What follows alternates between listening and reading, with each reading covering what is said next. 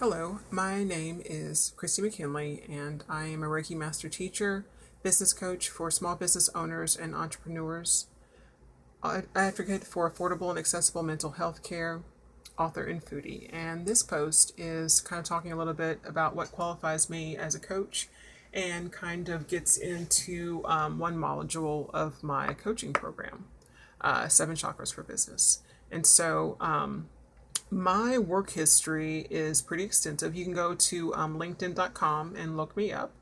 I think it's like linkedin.com/Christy McKinley, I believe. And I'll post it just below this YouTube post so you can check it out.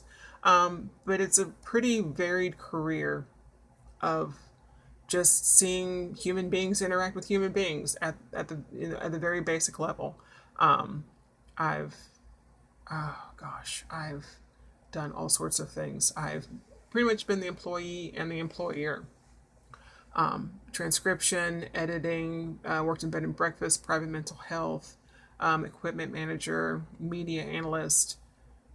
Oh, worked in an amusement park. That thing I didn't actually put down in LinkedIn because that was when I was like in high school. Now that I think about it, I may have been that and working for the blind insurance agent because I would read articles for him.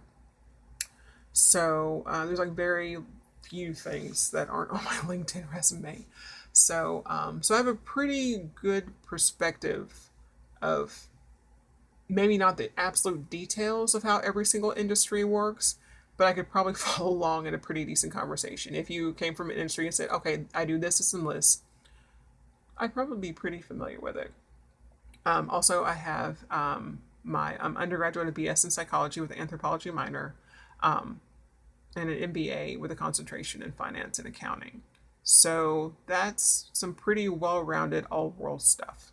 It's a pretty good grasp on a lot of things. I love random, interesting facts that I seem to hold on to like a squirrel with an acorn.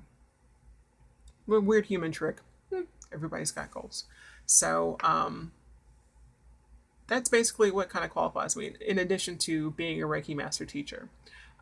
With One thing I didn't mention in the last post is each level is at least a 2 day intensive where you're going over, you're journaling, you're meditating, you're doing kind of practice Reiki on each other, you're receiving attunements, and it's just the first level, which is on the body. There's at least a good chunk of 1 day where you're going over ethics, and so it's an amazing process, and I'm always learning something and growing and moving forward each day. And then level 2 is mental and emotional, and then master teacher is level 3. And with that, it's nothing fancy. It just means that I can teach people to be Reiki practitioners. And that's it, which is cool. And hopefully, this coming spring, I'll be able to teach my first class. So I'm pretty excited about that. The first module that I coach on is the root chakra, and I know that's opposite to what I say I do in my coaching or my Reiki practice, but there's a pretty obvious reason.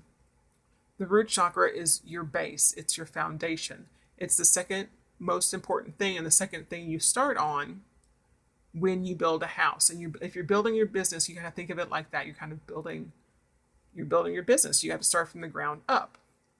Thus, after you have your plan in place, your blueprint, you start with the foundation.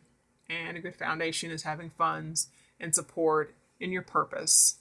And a lot of times with root chakra, I found this in myself or when working with others or talking with others. There's a sense of scarcity, whether it's just money worries, or you just feel scattered or overwhelmed, or you're questioning your purpose and you're not sure if your business is going to work. I wonder if, and I still am on the lookout for these kinds of articles. They throw around the statistic of this X number of small businesses fail within 3 to 5 years, or they're like barely breaking even. I'm wondering at the end of the day, after all the basic what's the right word? All the basic non-abstract things. Like I think one article in Inc. From the July 2014 article was saying that one of the 5 reasons why businesses fail because they don't have an online presence. And the point that I pointed out to the group that I posted this in was like, if you don't have an online presence, what's the reason for that? Do you think you don't have enough money? Do you think um, you know, don't feel that it's too much, or you don't, you're not sure if you're getting, the right deal? You're feeling overwhelmed about making a decision, which I can totally relate. I mean, just for myself, trying to choose which system to be able to allow for like enrollments and investments and sending out like reminders, just be able to leverage technology. I mean, for a while was kind of really overwhelming because there's so many options. It, Plus, I was worried about how much is this going to cost? Am I making the right choice? Am I making the right choice about doing this? If I'm freaking about trying to make a choice about choosing what kind of technology to leverage so I can allow people to schedule appointments with me.